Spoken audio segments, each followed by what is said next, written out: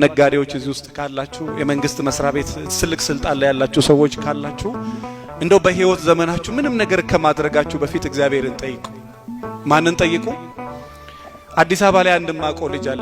በቃ እኔ መኪና ነድቼ በሞትኩ ብሎ የሚጸልይ ልጅ ነው። መኪና ገዝቶ መንጃ ፈቃድ ይዞ መኪናውን መስመር አስወጥቶ አንድ ሀገር ኮንትራት ሳይጭን በዛው መኪና ነው የሞተው። እና የሆነ ነገር ስትጠይቁ ምናልባት መጥፊያ ይሄ እንዳይሆን ጌታዬ ያንተ ፈቃድ ነው ወይ በል። አንድ ቀን እንግዲህ ትራንስፖርት 100 ብር አልሰራበትም። መኪናውን አይሩፍ መኪና ነው 2 ሚሊዮን ብር ያን ጊዜ ገዝቶ አንድ ቀን እኮ ትራንስፖርት ብር አልሰራበትም። እና ነጋዴውም የሆነ አዲስ ሱቅ ከመክፈታችሁ በፊት እንደው ያንን ነገር እግዚአብሔር ወይ ፈቅደሃል ወይ አንተ ስልጣንም ከሆነ እግዚአብሔር ወይ ያንተ ፈቃድ ነው ወይ ይቻላል አይቻልም። ሴቶችም ካላችሁ እንደው ይሄ ነገር መጥፊያዬ እንዳይሆን ያንተ ፈቃድ ነው ወይ ይቻላል አይቻልም። የእግዚአብሔር ፈቃድ መጠየቅ። ትዳርም ከሆነ እንደው እየየ እያልኩ ምኖርበት ሳይሆን ያንተ ፈቃድ ነው ወይ የእግዚአብሔርን ፈቃድ መጠየቅ። እሺ ቀጣይ። ከዛ ውጪ እንግዲህ በጣም ብዙ ሰው የምንቸገረው ምንድነው? ሙሉ ሰው በዓለም ደግሞ እንግዲህ ሙሉ የምንላቸው ሰዎች የሉ። እንግዲህ ቅዱስ ዮሐንስ በወንጌላዊው እንደተነገረን እሱ ሙሉ ሰው ነው። እሱን ጠይቁት ማለት ጤና አለው፣ ጥያቄውን ጠይቁት ነው። ጌታ በአንድ ጊዜ አንድን ሰው አድኖ እሱን ቤተሰቦቹ ማን ያዳነው? በሰንበት የዳነ ሰው ነው። ብዙ ተጨቃጨቁ። ቤተሰቦቹ እሱ ሙሉ ሰው ነው ለምን አትጠይቁትም አሉ። እንደዛ አይነት ሙሉነት ማለቴ ሳይሆን በጥናቶችም በጣም ብዙ ሚሊዮን ሴቶች በዓለም ሳያገቡ ከሚቆዩበት ወንዶችም ሳያገቡ ከሚቆዩበት እንደ ሙሉ ሰው ይፈልጋል። ከመልክ መልክ የሰጣት፣ ከቁመና ቁመና የሰጣት፣ ከጸጉር የሰጣት ሁሉን ነገር ያሟላች ብሎ ያስባሉ። ከዛ የተነሳ የማግባት ጊዜያቸው ትንሽ ሊዘገይ ይችላል። እነሱ ሙሉ አይደሉም። ሙሉ ሰው ግን ይፈልጋል። ዓለም ላይ ሙሉ ሰው የለም። ሁላችንም የራሳችን የሥጋ ጎድሎ አለ፣ የሥጋ ድካም አለብን የለብንም?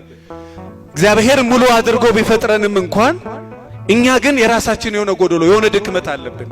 ሰውን ደግሞ ከነድክመቱ ካልተቀበልን በስተቀር መጽሐፍ ቅዱሳዊ አንሆንም።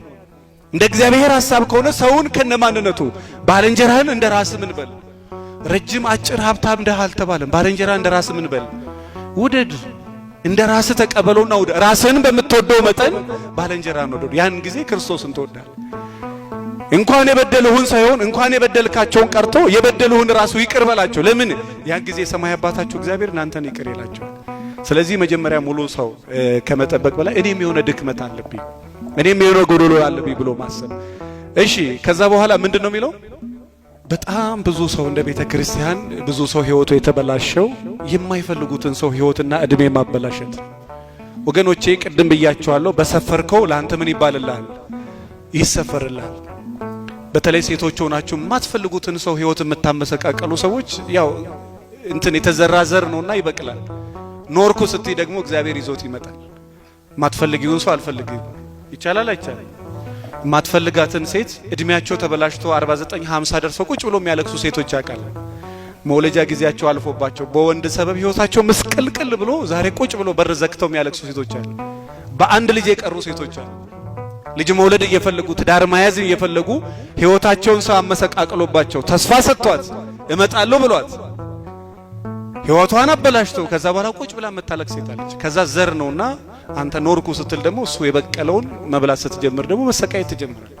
ማትፈልገውን ሰው አልፈልግም ዞር በይ ካጠገቤ ይቻላል አይቻልም?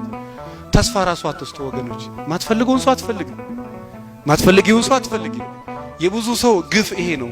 ለማይፈልጋት ነገር ላይወዳት ነገር አገባሻለሁ ብሎ የስንት ሰው ህይወት እንደተመሰቃቀለ ማስተካከል ይቻላል አይቻልም? ስለዚህ